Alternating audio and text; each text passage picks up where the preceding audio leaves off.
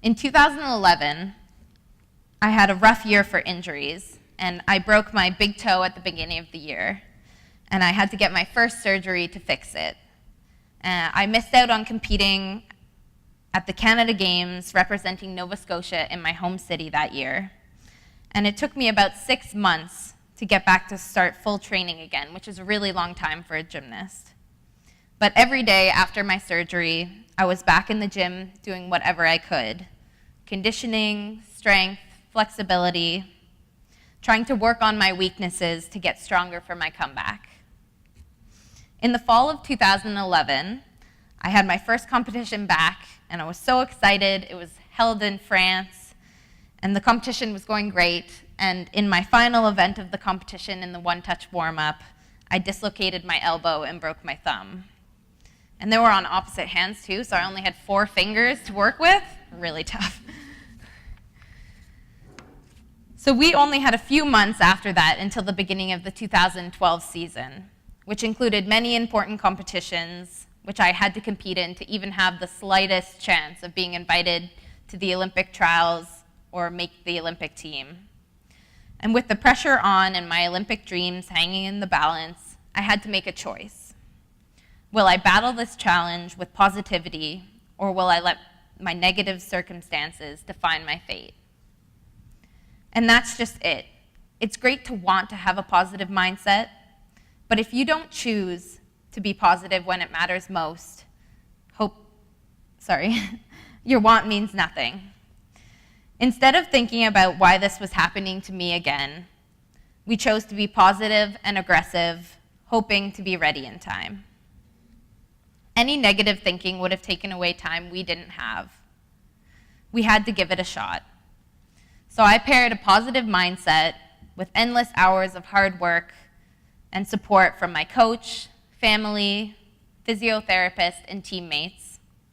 And together we came out stronger than ever on our way to the 2012 Olympics. I'd actually like to close out my talk today by sharing with you a saying that has brought me through many tough times.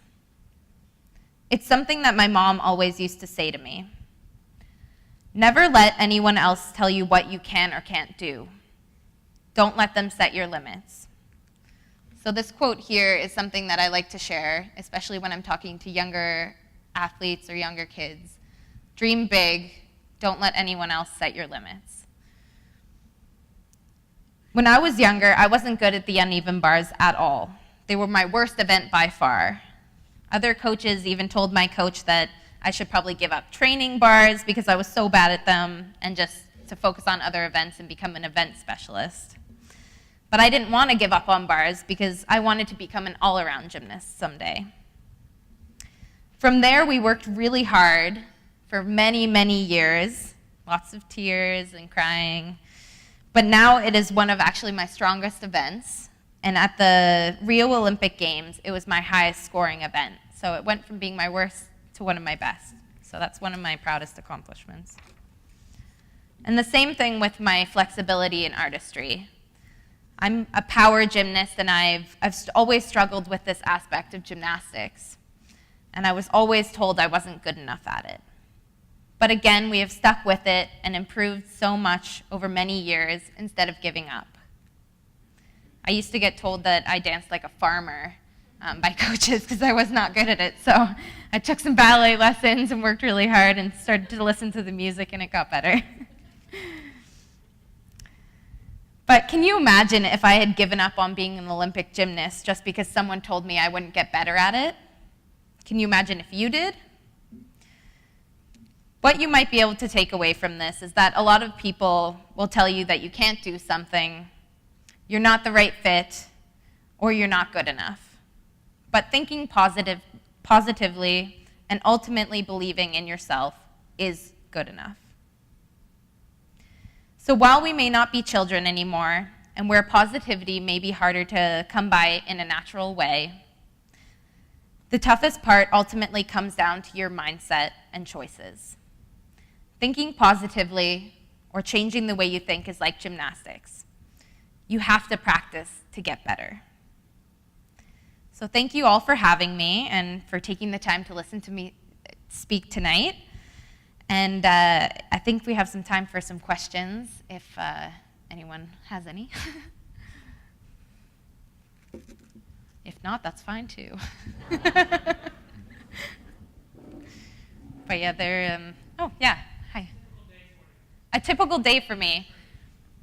So a Monday for me would be I wake up, I go to the Canadian Sports Centre Atlantic at the Canada Games Centre, and I'll work out there. I usually work out there twice a week, so I'll do a morning workout. I'll go home, get some lunch, work on emails. Sometimes I have some school presentations that I do throughout the week. I work with the Nova Scotia Sport Hall of Fame, and we go to schools across Nova Scotia and try and inspire kids to find something that they're passionate about and to work hard and not give up at it. And then I will, whatever I'm doing that day, I'll usually go to the gym. So I go to Halifax Alta Gymnastics Club, and I train there 5 days a week, anywhere for 4 to 5 hours a day. So Monday I train in the evening. Typically our training is after school so the kids can get there and not have to miss out on school to go to practice, and then home to eat and go to bed and do it all again the next day.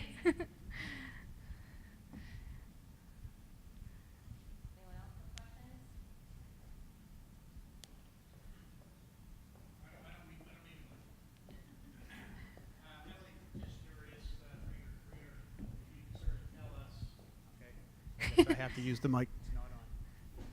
It's not on. It's on. Could you describe maybe what your darkest moment was as an athlete, what led to that point in time, and how you got yourself beyond that, and what you did and maybe who helped you? I've had a lot of tough times, actually, and I'm sure all the athletes in this room can tell you the same thing. Being an athlete, most of the time it's really hard. My coach always used to say that 90% of the days we're going to suck and the rest would be good, but you have to go in, do the work, and keep going. And so I guess in my speech when I was talking earlier, one of my first toughest times was when I broke my big toe in 2011, right before the Canada Games, and I wasn't able to compete because that was going to be the biggest competition I'd ever competed at, my chance to show Canada what I could do. And I actually wasn't sure how that injury was going to go. When they went in to do surgery, the plan that they had wasn't going to work, and so on the spot they kind of had to come up with another way to hopefully fix my toe. So it almost had to be fused, and if that was the case, then I wouldn't have been able to continue with gymnastics. So that was a really tough time for me, especially having a big injury, and for it to take about 6 months before I could actually even just start training again. It's really hard every day to be in the gym and see your teammates training and competing at the competition you want to be at, but it's great to be there and to support them. And my family has always been very supportive of me in those tough times. Like I said, I have a great team behind me with physio and the sports center. And my coaches have been absolutely amazing. David Kikuchi started working with me more leading into 2012 as he was finished up, with his career, and he was able to guide me with his experience moving forward. And at the 2012 Olympics, I made the vault final, and I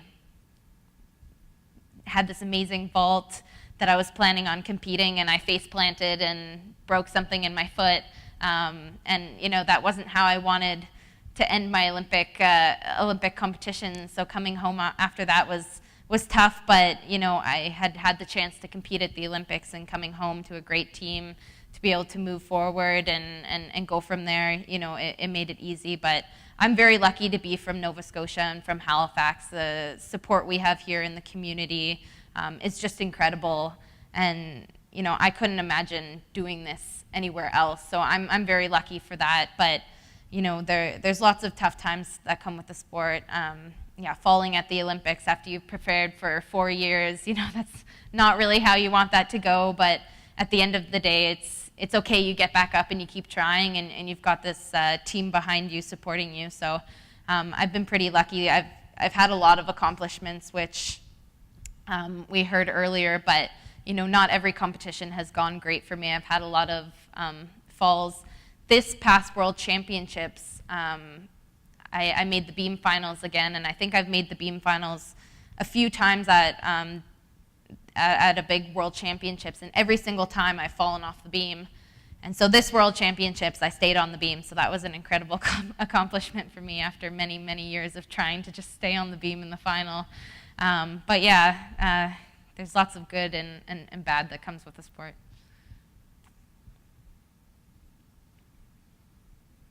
Yeah.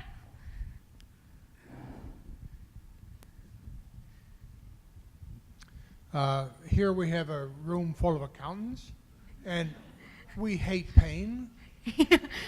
And if we make a mistake, we get yelled at. We might even get fired. But as a professional athlete, in whatever sport, if you make a mistake, there's a physical penalty that could create an issue for the rest of your life. Mm-hmm. All we have to look at Lindsey Vonn and what she's going through to strive to be the best ever.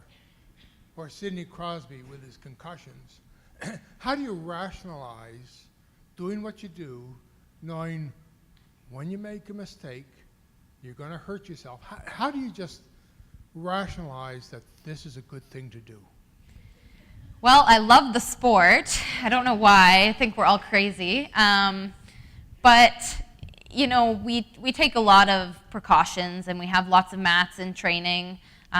You really try and be ready to attempt a skill before you do it without hard mat or without soft mats, or do it in competition on hard landing. And I mean, that comes with the sport sometimes. There's injury and things involved, but I don't know, we're just crazy enough to love it so much that doesn't really matter all the time. But yeah, like I said, we do a lot of conditioning, a lot of mental training, lots of things to make sure that we are prepared as best we can to avoid those situations. And yeah, sometimes you do make mistakes and you get small injuries, but we're really trying to avoid the big injuries, the ones that can hurt your future and just your normal lifestyle. And so usually we try and steer away from things that may lead to that. But yeah, just trying to be as careful as we can and prepare ourselves as best we can. But yeah, mistakes are inevitable. They happen, and you have to be as best prepared you can to take them on when they happen.